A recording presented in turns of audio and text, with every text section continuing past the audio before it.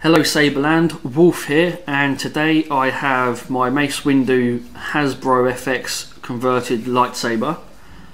It was a 2007 Hasbro FX shell that had already been hollowed when I picked it up.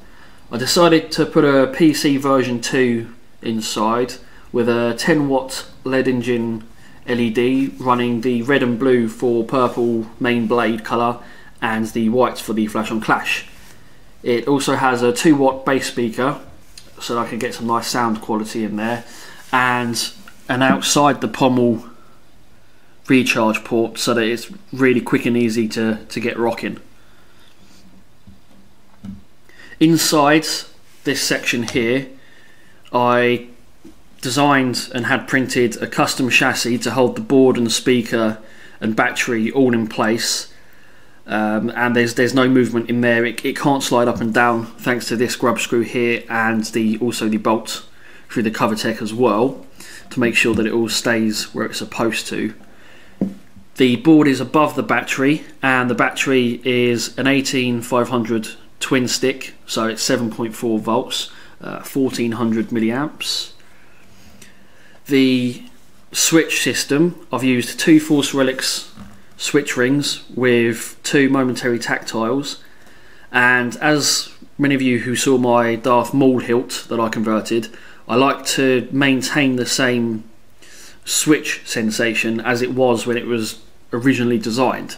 So I wanted to make sure that this switch controlled at least the on and off. What I actually managed to do is have it so it controls both the on and off and the auxiliary as well, via like a rocking sensation, and I'll just demonstrate that for you now. So I'll just pull the kill key. As you heard, it has the Shoto sound font installed on the board. Now I have the config file edited so that you have to press both switches to turn it off, so that you can't accidentally turn it off while dueling. So you've got activation switch at the top,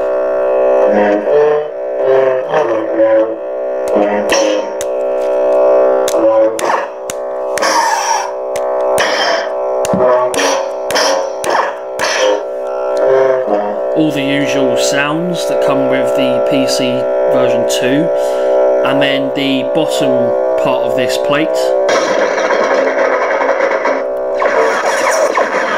is the auxiliary switch. So when dueling,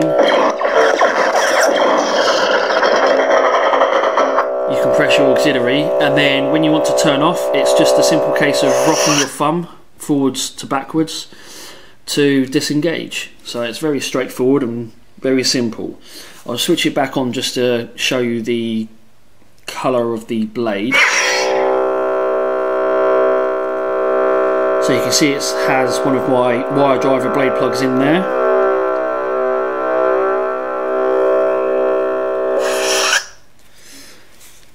Just place the kill key back in, and again it's one of my wire driver kill keys as well.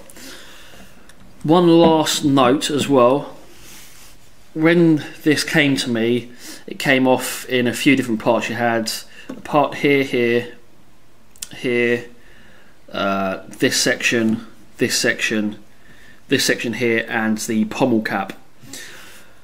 When I took it apart, I decided that it was much easier to have this part here all one piece. So if you ever need to strip it down, you just simply unscrew the pommel, grub screw and cover tech, and rather than pull this piece off, then pull this piece off, and then pull this piece off, it all just slides off nicely in one motion. Now this piece is actually held on using a grub screw underneath this plate here, and that grub screw also acts as the screw that holds the heatsink and custom sleeve in place up here. I've also decided to put 2 grub screws into the emitter, as it's quite shallow. About this, in actual fact, I'll just unscrew this and show you.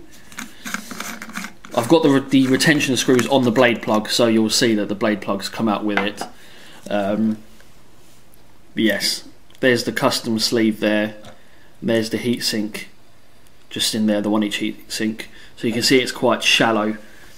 So I felt that 2 grub screws would just make sure that when you're dueling or when you're swinging your saber around, you know your blade's not going to fall out. So that's my Mace Windu Hasbro conversion. I hope you enjoyed the video. If you have any more questions, then feel free to ask. Thank you very much.